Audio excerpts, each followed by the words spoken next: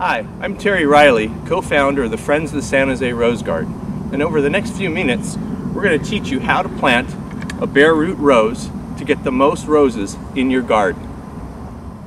First of all, when selecting a bare root rose, it's very important to get a number 1 rose. A number 1 rose is the highest quality bare root rose. Let me show you a couple things here. This is the root stock that the rose is budded on. You see, all of the growth is on this side. See the root stock here, and the buds are all coming off of this. All the stalks are coming off of this. This is going to be important when we plant the rose, so please remember that. You can see it is a very, very healthy rose, 5 stalks coming off of it, a very good root system. If you do tend to get roses that are pre-packaged in the plastic or boxes, make sure that they are nice and heavy. When you pick them up, that means that they are moist inside and that they have been well taken care of. And take a look at the canes, make sure that they are not dry, that they have a good, healthy, and green look to them. That'll assure that you're going to get a healthy and productive bush. Now when you take your rose home, first thing you're going to want to do is hydrate it. Put it in a bucket and keep it nice and fresh. But if you notice, these canes have been cut basically with saws, so we want to cut them to where they should be. You'll notice that you'll go to a bud eye right here, and it's been saw cut right there, so go ahead and cut that and find another one here. There's a bud eye cut there, just give it a little cut. There's one right there. Fortunately, it's real close to where it was cut before. This is a big one, but it is facing out. There's another one facing here, but I want to keep this tall one. And here's a bud eye facing out, like that.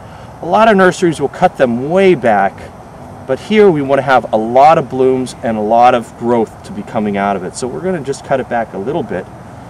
Let's find here, but give it fresh cuts, like that. And then we also look at the roots. Here's a damaged root. So we're going to cut that, cut some of the tips here.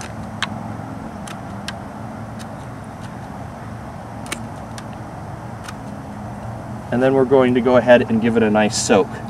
You can do this, up to a day before planting. Okay, now we're going to be doing the hole. The hole should be about 18 inches wide by 18 inches deep. Usually the first topsoil is some pretty good soil, so you want to move it off to the side. But in San Jose here, we get into some pretty heavy clay.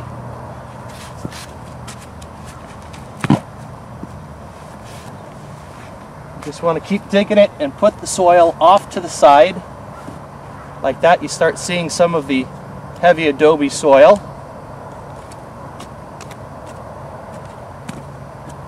And you see some of the finer soil that was on the top. What's really important is that you have good drainage for the roses. So after we've dug the hole, you want to fill it up with water and see if it drains after an hour or two. We've already done that, and you can see here that the water has already drained out of the hole. If it hasn't, then you're going to want to dig a little bit deeper until that drainage happens. So since we see we've got good drainage, I'm going to go ahead and mix in some of this good soil along with some of the native soil.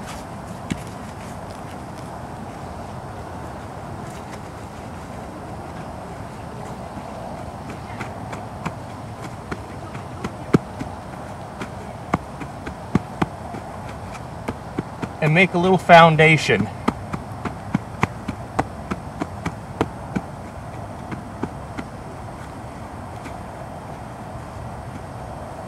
Next, we're going to build our cone.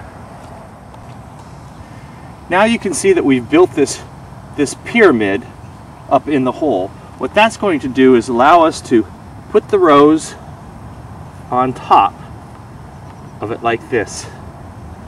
And what you want to do is make sure that you've built the height up such that the crown here is going to be about 2 inches higher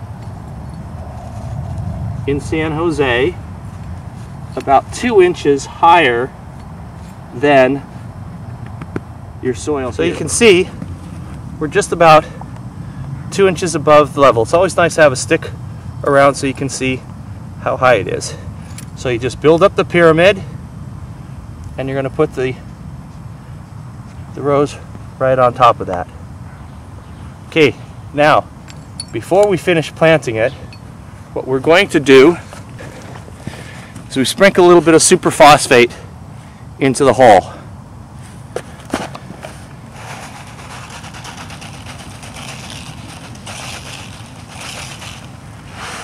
Just about that much. Next, we have some pretty cool stuff. It's called Soil Moist. We've got a big bucket here because we are planting about 600 roses here in this garden. But they are soil polymer, and they come in little granules like this. And this is going to conserve water. These little granules, we put them around the roots, but as the water goes in, this little cupful actually expands to this much size of these polymers, right? Isn't that amazing? So it's going to reduce the water that's needed here, and on the very, very hot days it'll start sucking the water out of these. So pretty nifty thing. You can get them at the garden centers. I'll just add a couple of hydrated ones in there, and it's a really good thing for the city of San Jose to use to cut down on the water use here, and it's great ecologically. Now, remember when I mentioned that you've got the rootstock here and you've got the bud eyes here? This is Paradise Found, a new rose by Star Roses. The sun comes up over here, and the sun is going to be hitting on this side. So what we want to do is position the rose so that all the bud eyes, all the budding here is facing where the sun is. We don't want to face it here where all the sun is. You want to plant it such that it's like that. That is going to encourage more basal canes to break from there. Basal canes, which is the new and future growth of the rose, the big huge canes, come from this side, not from that side. So we want to encourage them to go from this side. So now all we got to do is fill in the hole with some good soil.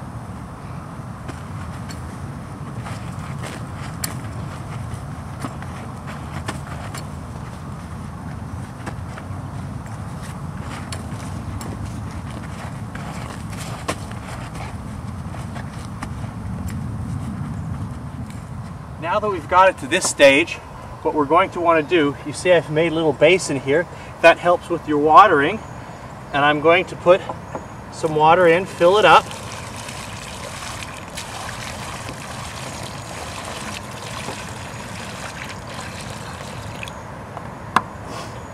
And we're going to let that settle. After that settles, we're going to pat it down to get rid of any air bubbles that may have developed in the soil, get it nice and firm.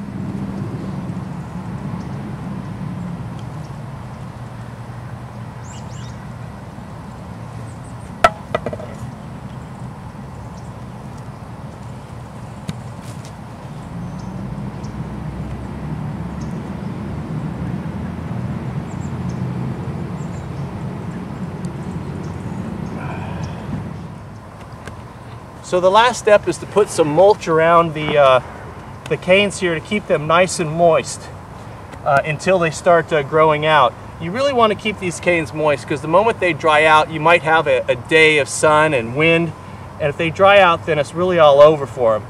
But you keep the mulch on this until it starts some growth on here, and then you can just simply wash the mulch away, and it just becomes part of your garden. So you just take your hose when you start seeing some growth coming out, and you just kind of wash it away, and it becomes part of your garden. So there you have it, a quick and easy way to plant a bare root rose. I'm Terry Riley with the Friends of the Rose Garden. Please come to our next event.